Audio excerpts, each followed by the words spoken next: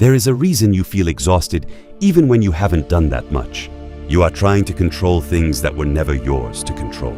You think about what someone said. You replay conversations in your head. You worry about what people think of you. You imagine everything that could go wrong. You try to predict the future. You wish you could change the past. And the more you try to control these things, the more anxious you become, because the world doesn't obey your expectations. People will misunderstand you. Plans will fail. People you trust may disappoint you. Opportunities will disappear. Your future will remain uncertain.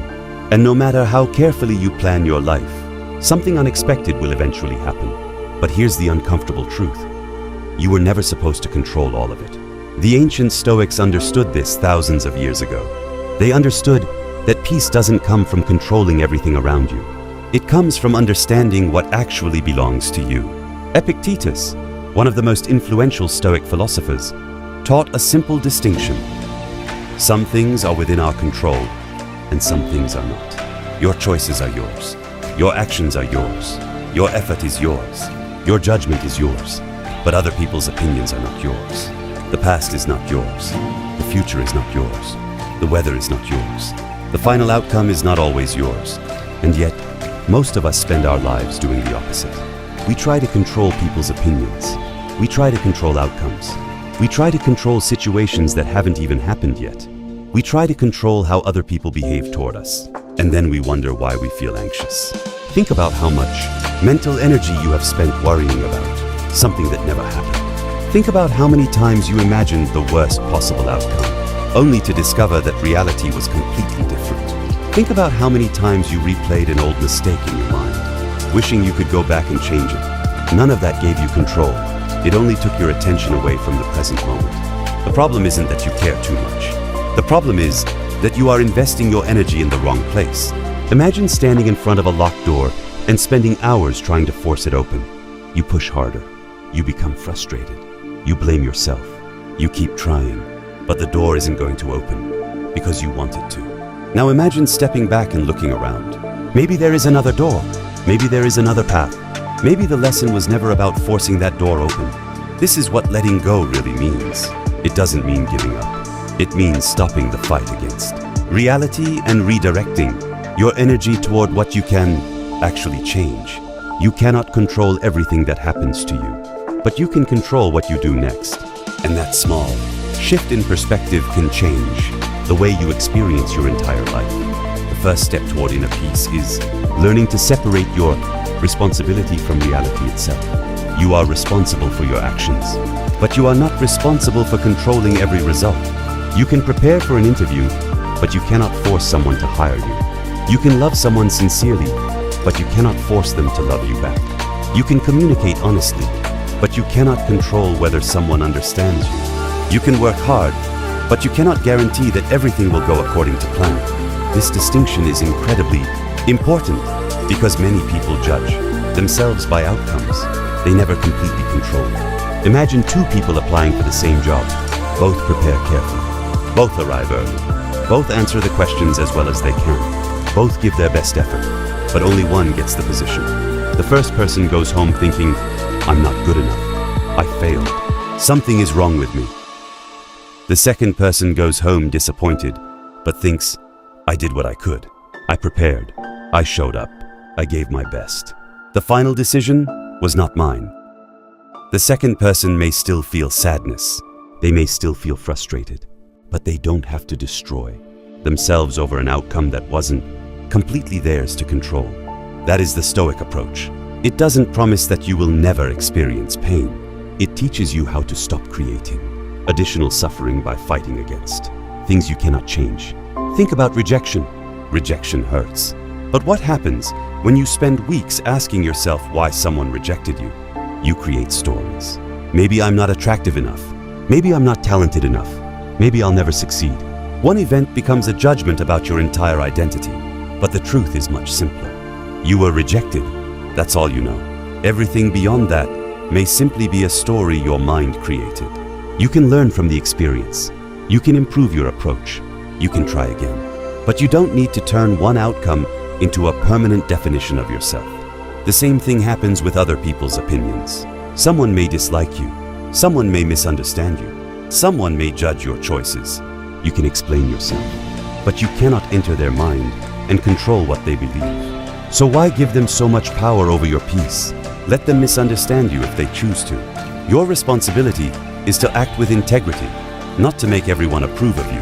This doesn't mean becoming indifferent to people. It means understanding the limits of your influence. You can offer kindness, but you cannot force someone to appreciate it. You can apologize, but you cannot force someone to forgive you. You can be honest, but you cannot force someone to trust you.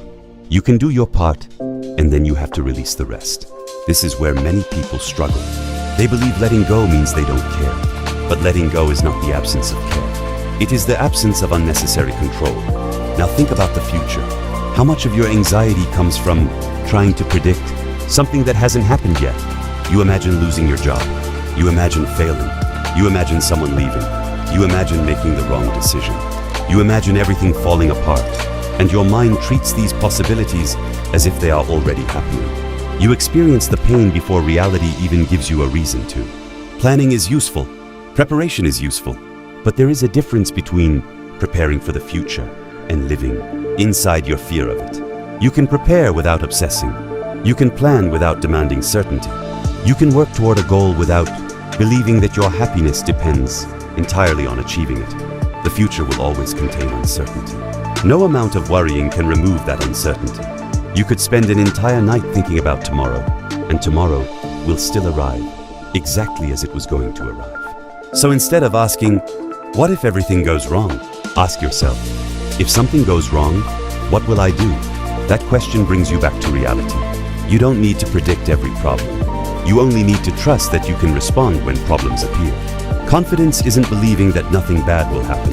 Confidence is believing that whatever happens, you can meet it. You can experience uncertainty without allowing it to control your entire mind. The past works the same way. There is nothing wrong with learning from your past, but there is a difference between reflection and rumination. Reflection asks, what can I learn from this? Rumination asks, why did this happen to me? What if I had done something different? Reflection gives you wisdom. Rumination keeps you trapped. You cannot rewrite yesterday.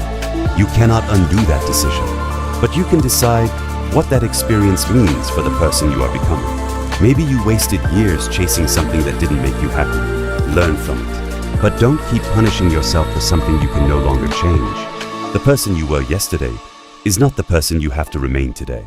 Sometimes peace begins with accepting that you cannot change what happened, but you can change what happens next. So when your mind starts dragging you into the past or pushing you into an imaginary future, return to the present. Ask yourself one simple question. What can I do right now? Maybe the answer is to make a decision. Maybe it is to apologize. Maybe it is to study. Maybe it is to exercise. Maybe it is to rest. Whatever the answer is, do that. Not everything needs to be solved tonight. Not every question needs an immediate answer. Not every uncertainty needs to disappear before you can move forward. Sometimes the healthiest thing you can do is take the next step without knowing where the entire road leads. You don't need control over the whole journey. You only need control over the step in front of you. That is enough for today. Keep moving, one step at a time. So what does this look like in everyday life? It means waking up and focusing on what is actually yours. You can control whether you get out of bed and begin. You can control whether you spend your time learning or wasting it. You can control whether you respond with anger or patience. You can control whether you keep moving after disappointment. But you cannot control whether everyone appreciates you. You cannot control whether every plan succeeds. You cannot control whether life gives you exactly what you expected. And once you understand that, you stop fighting battles that were never yours to win. The next time someone criticizes you, pause before reacting. Ask yourself, is there something useful here that I can learn? If there is, learn from it. If there isn't, let it pass. The next time something doesn't go according to plan, ask, what part of this can I influence? Focus there.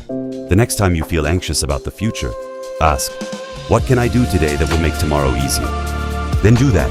And the next time you catch yourself replaying the past, ask, can I change what happened? If the answer is no, take the lesson and return to the present. This doesn't make life perfect. It makes life lighter. Because you stop carrying responsibilities that were never yours. You stop trying to manage every person's feelings. You stop trying to guarantee every outcome. You stop demanding certainty from an uncertain world. And slowly, something changes inside you. You become calmer. Not because life suddenly becomes easier, but because you stop making yourself responsible for everything. You realize that peace isn't the reward you receive after controlling your life perfectly. Peace comes from accepting that life will always contain things you cannot control. There will always be uncertainty. There will always be disappointment. There will always be things that happen without your permission. But there will also always be something that belongs to you. Your response, your next decision, your next action, your attitude toward what happened. That is your territory. Protect it. Invest your energy there. Let the rest exist without trying to force it into the shape you want. Because the goal isn't to control the world. The goal is to become someone who can remain steady, even when the world refuses to cooperate. And perhaps that is the real Stoic secret to a peaceful life. You don't need to control everything. You don't need everyone to understand you. You don't need every plan to work. You don't need certainty about tomorrow. You simply need to do what is yours to do and release what never belonged to you. So the next time you feel overwhelmed, stop for a moment. Breathe. Look at the situation clearly. Ask yourself, what is actually within my control? Then put your energy there. And whatever remains outside your control, let it go. Not because you don't care. You cannot control the waves.